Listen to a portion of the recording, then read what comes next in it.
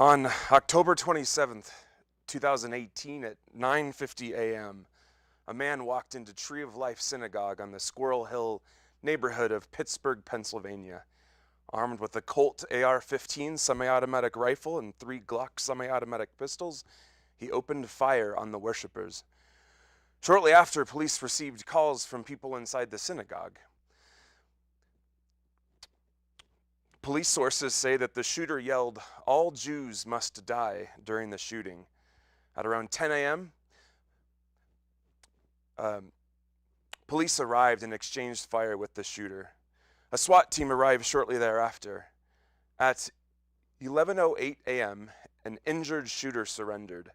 As he received medical care in police custody, he allegedly told a SWAT officer that he wanted all Jews to die and that Jews were committing genocide against his people.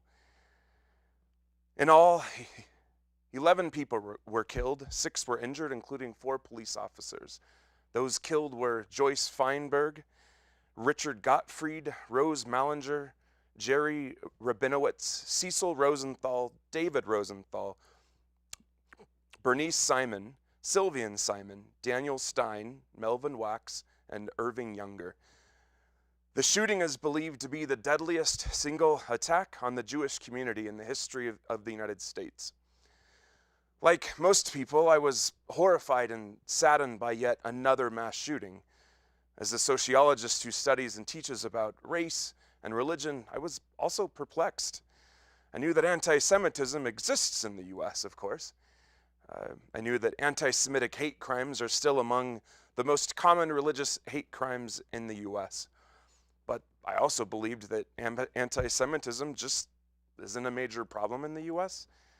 It sent me down a rabbit hole, reading everything I could get my hands on to understand anti-Semitism in the U.S. today. That is the genesis of this talk. I do not at all mean for the title to be flippant or lighthearted. It's a genuine reaction that I had initially to the shooting in Pittsburgh. In 2021, how is this still a thing? It's an honor to be part of this year's Holocaust Awareness Week series. My talk tonight is a bit different than the other talks typically. Many of the events focus on historical events and genocides in far-off places. As a sociologist, I'm especially interested in understanding what's happening here today and how it relates to things that have happened in the past. I hope that my talk is in the spirit of this week-long event and its exploration of how hate and violence can happen. On the one hand, Jewish Americans are, by all accounts, well-liked. Many American Jews are highly beloved entertainers, politicians, judges, and accomplished public figures. Surveys tell us a similar story. In a 2014 survey, a national sample of adults were asked to rate religious groups on a feeling thermometer, ranging from 0, the coldest, to 100, the warmest. Jews were rated an average of 63, the highest of any religious group. And notably, Jews were the only group in the survey to receive an overall warm rating, or over an average of 50, from members of every other religious group in the survey. Recent surveys commissioned by the Anti-Defamation League find that strongly anti-Semitic beliefs are held by a relatively small percentage of people. Their 2016 survey found that only 14% of adults in the U.S. have anti-Semitic propensities, meaning that they agreed with the majority of statements like, Jews have too much power in the U.S. today, Jews are more loyal to Israel than to America, Jews stick together more than other Americans, and Jews are more willing than others to use shady practices to get what they want. And notably, this is down from about 30% of adults in the 1960s. Moreover, on the survey, a majority of people expressed concern about anti-Semitism and agreed that the government plays an important role in addressing it. So far, so good. But there are reasons for concerns as well. The Anti-Defamation League tabulated over 2,000 anti-Semitic incidents that occurred in 2019, including threats, physical assaults, vandalism, and attacks on Jewish institutions. That figure is the highest number on record since the organization began tracking incidents in 1979. FBI data tell a similar story. Hate crime incidents targeting Jews and Jewish institutions in the U.S. have in fact increased in recent years. For example, in April 2019, a woman was killed and 3 other people were injured when a gunman opened fire at the Shabbat of Poway Synagogue in Poway, California. The shooter had posted an anti-Semitic letter on 8chan, a website that I'll talk about a bit later. There's been an increase in anti-Semitic incidents in the New York City area, where, of course, there's a large Jewish population. In December 2018, for example, a man invaded the home of a rabbi in Monsey, New York, and stabbed 5 people. It was the 7th night of the Jewish holiday of Hanukkah. The perpetrator had written about his anti-Semitic views at length in a set of journals found later by investigators. And more broadly, the Southern Poverty Law Center reported that in 2018, for the 4th straight year, the number of hate groups had grown. According to the SPLC, the vast majority of hate groups, including neo-Nazis, the Ku Klux Klan, racist skinheads, neo-Confederates, and white nationalists, adhere to some form of white supremacist ideology. Anti-Semitism is a key component of white supremacist ideology, as I'll discuss later. As the title of my talk suggests, my focus is on contemporary anti-Semitism, but understanding what's going on today often requires looking at the past. Anti-Semitism has a long history in the U.S. The Jewish population in the U.S. grew dramatically from the 1880s to the early 1920s. Over 2 million Jews, mostly from Eastern Europe, migrated to the U.S. during this time. In the 1930s, and particularly during the Great Depression, anti-Semitism was common. There were numerous anti-Semitic organizations at the time. Remarkably, a German-American organization called the Bund held a Nazi rally in Madison Square Garden in 1939. Over 20,000 supporters were in attendance. Also, public figures such as Henry Ford and the radio preacher Charles Coughlin had large platforms from which to disseminate anti-Semitism. And discrimination against Jews was fairly commonplace. Restrictive neighborhood covenants sometimes forbade Jews from buying homes in certain neighborhoods. Many universities had quotas that limited the number of Jews who could attend. Country clubs sometimes excluded Jews from being members or guests. Overt displays of anti-Semitism became less common after World War II, but anti-Semitism has remained intact, thriving on the fringes of society and even making its way into the mainstream from time to time. Before I get any further, I'd like to mention a book that I'll draw on heavily tonight. Published in 2019, Anti-Semitism Here and Now was written by Deborah Lipstadt, a professor at Emory University and author of several books on Jewish history and Holocaust denialism.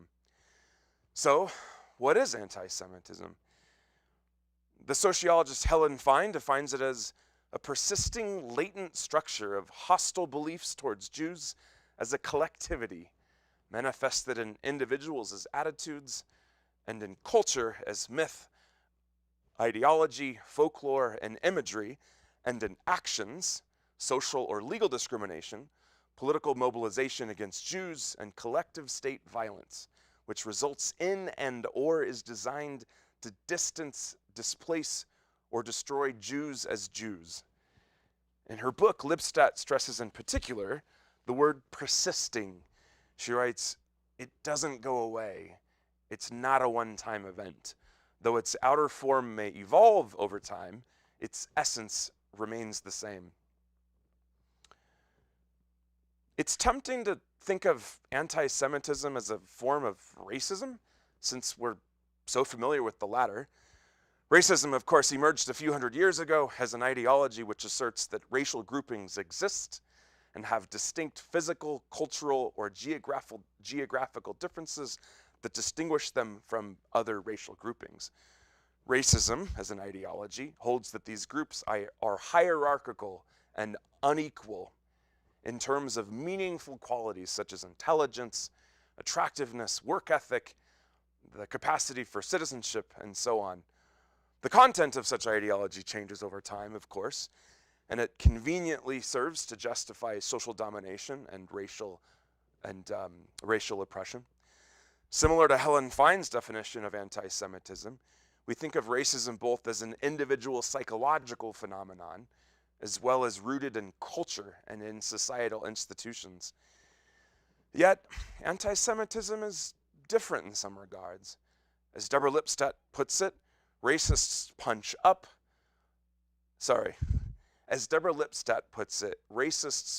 down, anti-Semites punch up. That is to say, racists believe that inferior groups are just that, inferior and incapable. They need to be separated, controlled, or oppressed both for their own good as well as for the good of society. But anti-Semites punch up, as Lipstadt says. Jews are thought to be capable of cunning, control, and domination. She describes it as ugly as a herpes virus because it comes out when there's moments of tension. Anti-Semitism has been rightfully called the longest or oldest hatred, and it often comes out in moments of tension, economic dislocation, or political dislocation. It's useful to think of anti-Semitism as essentially a conspiracy theory.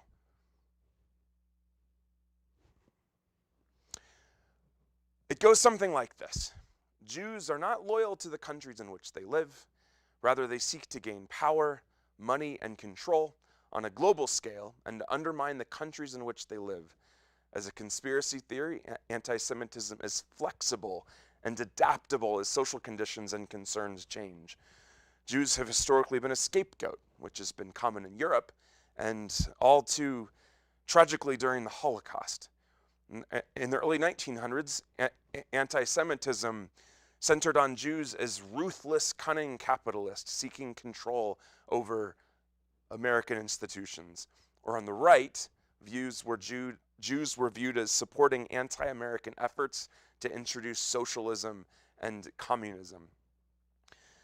As with other forms of prejudice, anti-Semitism occurs in varying degrees and types. Lipstadt, in her book, offers a taxonomy of the anti-Semite that I found to be useful. The first type she refers to as the extremist. In the US, this is best exemplified in the far-right white supremacist or white power movement. The so-called Unite the Right rally in Charlottesville, Virginia in August 2017 brought many of its supporters together. Their demonstration was prompted by the debate at the time over the removal of Confederate statues. Organizers also saw the event as an opportunity to unify the myriad of groups and organizations that make up the white supremacist movement. Klansmen were in attendance, as were neo-Nazi groups, neo-Confederates, members of the so-called alt-right, and prominent leaders in the white power movement and in the far-right media landscape. Anti-Semitism was on full display at the event. At one point, of course, notoriously, marchers chanted, "You will not replace us," and "Jews will not replace us." Media outlets reported that marchers repeatedly used anti-Semitic slurs and yelled anti-Semitic chants. For those familiar with the outcome, of course, we know that it turned violent on both days, and one woman died when a white supremacist drove a car into a crowd of counter-protesters. White supremacists subscribe to a white genocide conspiracy theory, which asserts that people of color, immigration, multiculturalism, Islam, and other forces will undermine and eventually eliminate white culture and people. For white supremacists, Jews are at the helm of this effort. This apparently motivated the shooter in Pittsburgh in 2018. He was active on websites and social media platforms used by white supremacists and frequently posted anti-Semitic content. He'd grown increasingly upset about a group of Central American migrants making its way through Mexico toward the US at the time. A far-right conspiracy theory posited that Jews were funding and aiding the migrant caravan. The shooter narrowed in on the Hebrew Immigrant Aid Society, or HIAS, a Jewish nonprofit organization that provides aid to refugees. Shortly before the attack, he posted the following on Gab, a social media platform used by many white supremacists. HIAS likes to bring invaders in that kill our people. I can't sit by and watch my people get slaughtered. Screw your optics, I'm going in. According to the Southern Poverty Law Center, the mention of optics references a disagreement that has raged within the white nationalist movement since the Unite the Right rally in 2017 about how best to get their message across to the general public. I also want to give credit to and recommend another book that helped me understand these groups, American Swastika, by Pete Simi and Robert Fertrell, based in part on unprecedented access that these researchers had to white supremacist groups and their private spaces. This book is an essential read if you want to understand this movement. This last example of Gab and the shooter in Pittsburgh highlights the role of the internet and social media in perpetuating anti-Semitism and white supremacist ideology. Experts, social scientists, and journalists who track anti-Semitism, the alt-right, and white supremacists consistently argue that the internet and social media play a critical role. Exposure to these ideologies and groups used to require attending a meeting, getting materials in the mail, or other means. Today, they're just a click away.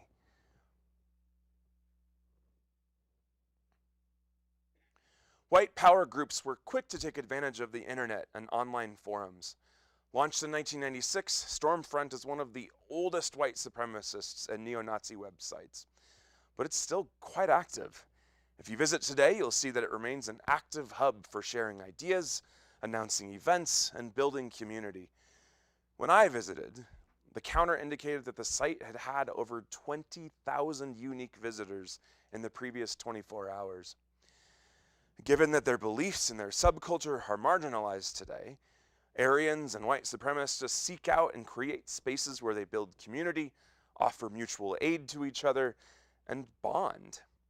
Newer white supremacist websites and podcasts such as The Right Stuff, The Daily Stormer, and others feature anti-Semitism and racism frequently.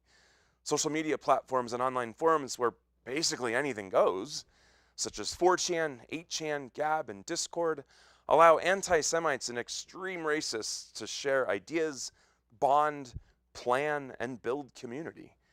The internet allows those with beliefs and ideas on the margins of society to easily find each other. Experts also point to YouTube playing an important role as well. Its algorithm designed to suggest and then play ever more provocative and hard to turn away from videos tend to lead viewers to darker and stronger racist and often anti-Semitic content. The internet's also a means of anti-Semitic action and organizing. In recent years, Jewish journalists, or journalists perceived to be supportive of Jews, have been increasingly targeted by anti-Semites and white supremacists on Twitter and elsewhere. One common but chilling method of anti-Semitic targeting and harassment is the use of triple parentheses around the names of Jewish journalists or organizations thought to be controlled by Jews. The practice, also known as an echo, originated with the alt-right blog, The Right Stuff. In preparing for this lecture, I spent some time myself on 8chan, a website known for having and facilitating anti-Semitic and racist content. Like 4chan, 8chan is an image board or website with forums which operates mostly via posting images. This makes 4chan and 8chan popular sites for the creation and sharing of memes, for example. I discovered a lot of anti-Semitism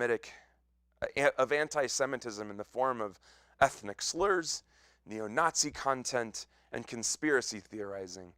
As I had read elsewhere, extreme online content makes frequent reference to ZOG, which stands for Zionist Occupied Government. Anti-Semites online make frequent reference to organizations, institutions, and governments that they believe to be controlled by Jews. I also found debates about whether or not posting and sharing content is enough, or whether violence is necessary. Some posters valorized and praised individuals who have engaged in recent violent hate crimes, such as Dylan Roof, Robert Bowers, or Brenton Tarrant, the shooter in the recent massacre in New Zealand. Others engaged in conspiracy theorizing about how Jews must be behind those incidents in an effort to advance nefarious goals. The use of triple parentheses was common in referring to people or organizations thought to be controlled by Jews. The alt-right is worth a brief mention, as it's an important development. It's short for alternative right, a term coined by noted white supremacist Richard Spencer. A loosely organized and diverse movement, it sees itself as an alternative to the mainstream right or conservative movement, which it views as too weak and impotent on issues of race and immigration. The alt-right skews a bit younger, better educated, and has a heavy online presence. Not all who identify with the alt-right are white supremacists or anti-Semites, but many are. Adherents of the alt-right believe that whites should be able to preserve their heritage and culture, and that multiculturalism is a major threat. They avoid imagery and slogans typically associated with traditional white power organizations and movements. The more I learn about the white power movement, the more I realize that anti-Semitism is a common thread that runs through each of them and their ideologies, and that this anti-Semitism is inseparably linked to other forms of hate and extreme prejudice.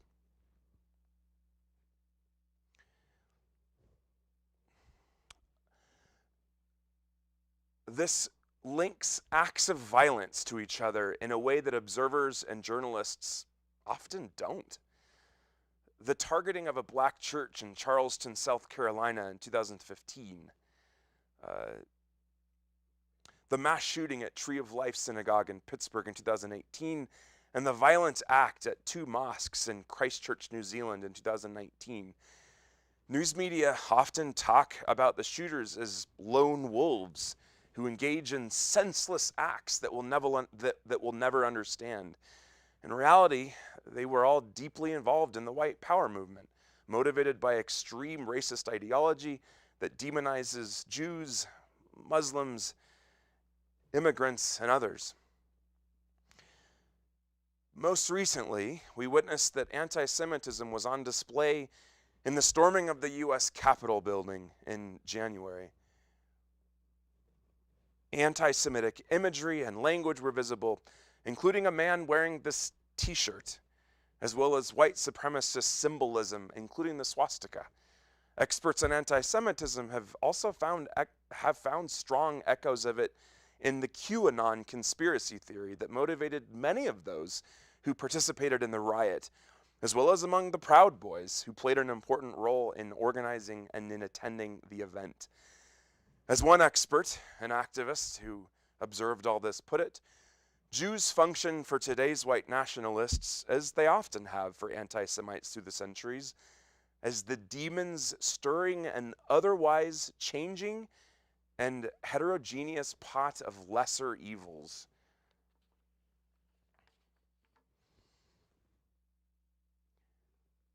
Anti-Semitism, of course, exists in many forms and to differing degrees. In her taxonomy of anti-Semites, Deborah Lipstadt devotes much of her book to what she calls anti-Semitic enablers, a characterization that's perhaps more controversial than labeling extremists. To Lipstadt, anti-Semitic enablers are those who may or may not personally be anti-Semitic, but facilitate the spread of anti-Semitism as they act out of their own political or ideological motives. She uses President Donald Trump as an example. In some speeches and tweets, he would sometimes veer, albeit subtly, into anti-Semitic tropes and stereotypes and sentiments. He has at times retweeted images and videos with anti-Semitic undertones as well. Perhaps most controversially, of course, he was reluctant to distance himself from anti-Semitism or condemn it. Shortly after the violence in 2017 at the Unite the Right rally in Charlottesville, Virginia, Trump infamously condemned the egregious display of hatred, bigotry, and violence on many sides. The next day he said that there were, quote, very fine people who were marching among the white supremacists. Deborah Lipstadt also uses Jeremy Corbyn as an example of a possible anti-Semitic enabler. Corbyn is an important figure in the British Parliament as the former leftist leader of the Labour Party. The Member of Parliament has a history of defending and associating with controversial figures with anti-Semitic views. The idea of anti-Semitism on the left was, I will admit, initially perplexing for me, as it might be for many. In her book, Lipstadt argues that anti-Semitism can find a place on the left because of the left's deep concern with the concentration of power and money, imperialist foreign policy, and the strong inclination to identify with oppressed groups and people of color. This sometimes manifests itself in debates over Israel, Zionism, and the Israeli-Palestinian conflict. The issues recently gained some attention in the U.S. because of comments made by Representative Omar Ilhan, a Somali-American congresswoman from Minnesota. In 2012, she tweeted, "Israel has hypnotized the world. May Allah awaken the people and help them to see the evil doings of Israel." In February of 2019, in an exchange with journalist Glenn Greenwald, she tweeted, "It's all about the Benjamins, baby," in reference to American politicians' support for Israel, and in reference to the American Israel Public Affairs Committee, or AIPAC, a lobbying group that advocates for pro-Israel policies to the U.S. government. At a bookstore event later that month, she said, "I want to talk about the political influence in this country that says that it's okay for people to push for allegiance to a foreign country." Critics say that she crossed a line into anti-Semitism by drawing on old tropes and stereotypes about money, control, and foreign loyalties. But she's been defended by other progressive politicians in the U.S., like Bernie Sanders, and who worry that efforts to condemn her are merely political, and that they reflect a desire to shut down a legitimate and important discussion about U.S. foreign policy toward Israel. Others on the left argue that allegations of anti-Semitism are unfounded, and that Judaism on the one hand and Zionism and the State of Israel on the other should not be conflated. Zionism is a term that, of course, refers to the Jewish nationalist movement supporting the establishment and protection of a Jewish state, Israel.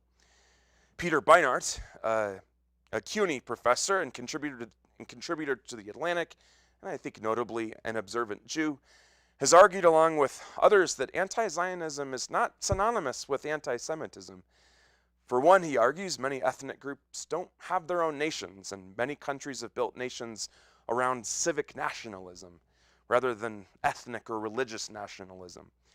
He argues that Israel's current model of ethnic and religious nationalism excludes Palestinians from full participation and recognition, both Palestinian citizens of Israel as well as those in occupied territories.